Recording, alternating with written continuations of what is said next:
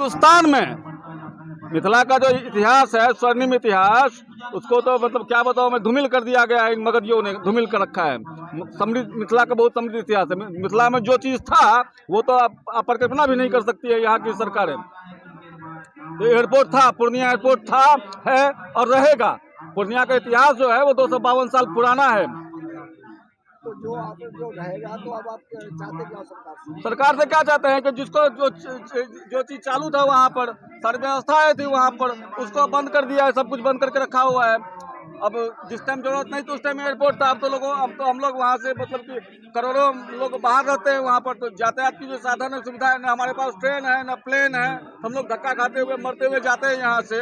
तो और एयरपोर्ट जो मेन डिमांड इसलिए है कि व्यावसायिक रूप से पूर्णिया जिस जगह पर स्थित है वो बहुत ही, यानी कि 4 स्टेट का बॉर्डर है, 3 कंट्री का, 4 कंट्री का बॉर्डर एरिया है। तो वहाँ पर तो बहुत सारी चीज़ें हैं। और आपको बता दूं मैं कि पूरे संसार में, पूरे वर्ल्ड में मखाना जो होता है वो केवल मिथिला में होता है, वो कहीं नहीं होता है। और उसका सबसे मेन, सबसे बड़ा हब जो है वो पूर्णिया ही है।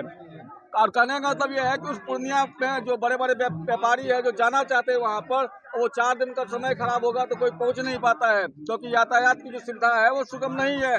ट्रेन की हालत इतनी बुरी है कि आपको बता नहीं सकता हूँ। तो लोग बड़े व्यापारी तो प्लेन से ही जाते हैं मालिक। तो वहाँ सुविधाएं रहेगी तभी तो जाएंगे। तो व्यावसायिक रूप से, सामरिक रूप से, सांस्कृतिक रूप से पूर्णिया जो है वो बहुत ही महत्वपूर्ण है और हमें चाहिए एयरपोर्ट, इसीलिए हमारी डिमांड है। कितने साल हो गए उसको बंद हुए? एयरपोर्ट बंद हुए अविनाश जी बताएंगे आपको कितने साल हुए बंद हुए। देखिए, 8 साल पहले आदरणीय प्रधानमंत्री जी द्वारा वहां का एयरपोर्ट घोषित हुआ और 2015 में उन्होंने इसे उड़ान योजना में शामिल किया।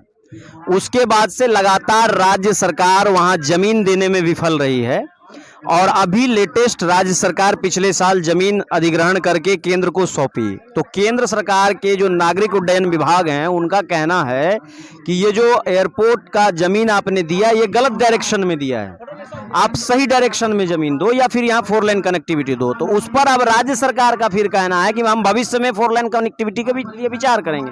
तो यहाँ आज जो लोग उपस्थित हैं या आज 1 महीने से जो पूर्णिया में लोग सड़कों पर है, उनका यही कहना है कि क्या एयरपोर्ट बनने के लिए 8 साल काफी नहीं होता।